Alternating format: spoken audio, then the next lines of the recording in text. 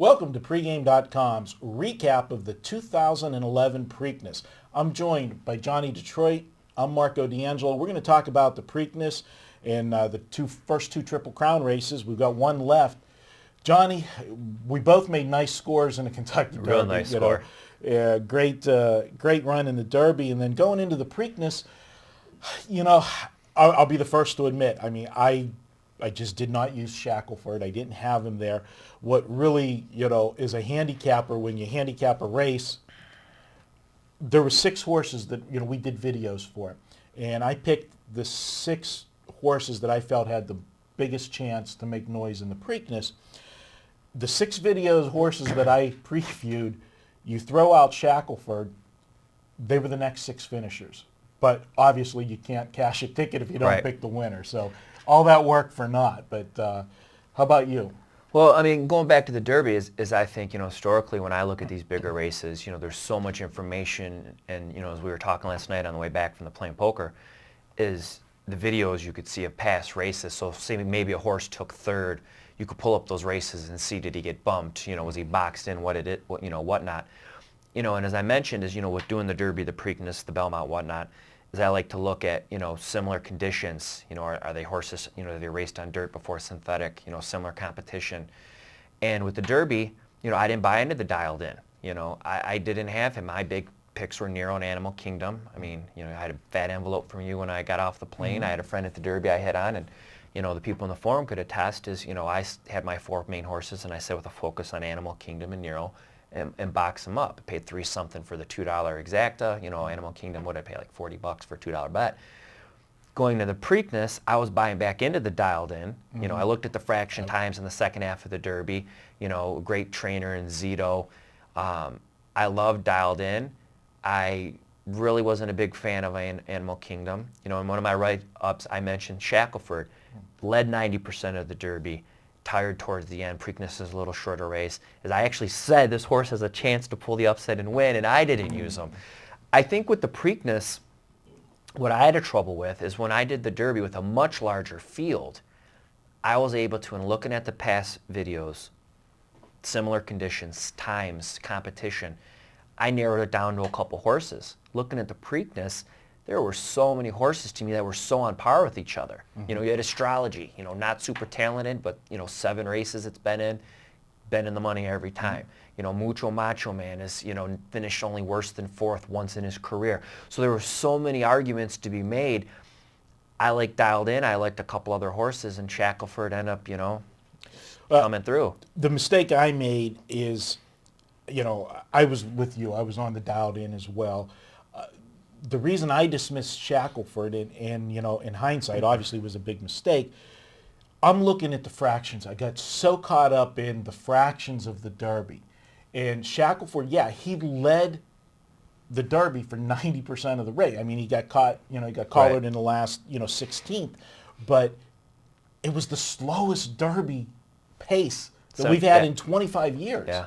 So I got wrapped up in that, and in my thinking is, okay, he ran a good race, he led the whole way, but he did it with slow fractions. What's he going to do when we're talking about supposed to be suicide fractions because of the speed that was in the Preakness, and you thought there would be an over-adjustment because the other race went so slow, and they ended up putting up one of the fastest, it was only a 1/5 of a second off the Preakness record for the first quarter, when they put up 22 and change. That was one of the fastest.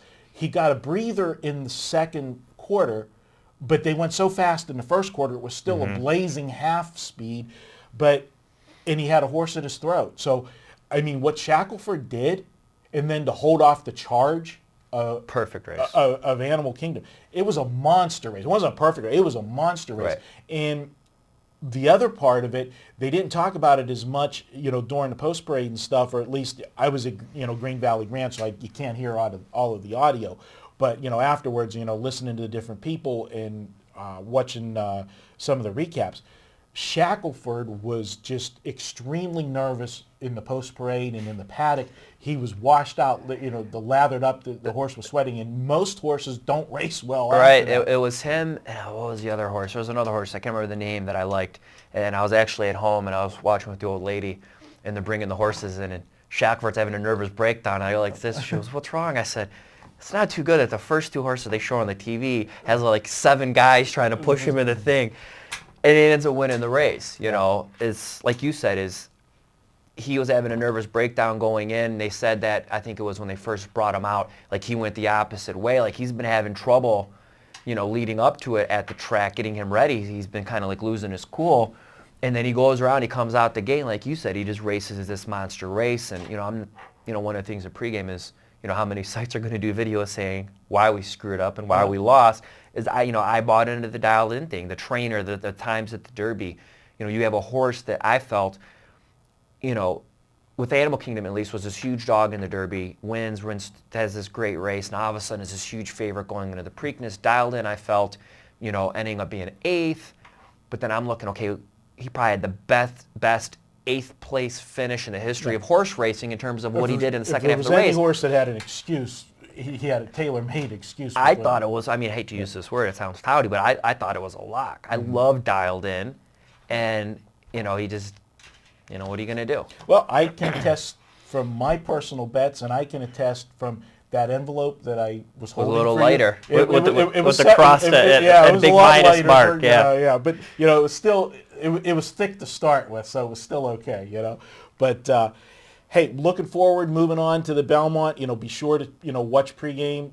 We'll have a lot of videos for the Belmont. Obviously, it won't be as much, people won't be glued to the Belmont because we don't have the Triple Crown threat. And, starting to believe we may never have another Triple Crown. It gets harder and harder every year. But I'll tell you what, if Animal Kingdom, I mean, he didn't miss by much, but this horse is for real, and he's peaking at the right time. Right. This horse would have made a serious run if he would have been able to collar Shackleford. But again, kudos to the connections of Shackleford. Great race. I want to thank you for stopping by today, Johnny, and talking some horse stuff. I love talking horse stuff. I love the ponies. And if you like horse stories, we're gonna stay tuned. Another video. We're gonna talk about some horse stuff that the behind the curtains horse behind stuff. The horse, behind the curtain, and behind in the stall, behind the bale of hay and everything else. So stay tuned for that. Johnny's going to ask me a question. I don't know if I'm going to answer it, but we'll see in the next video. Thanks for watching.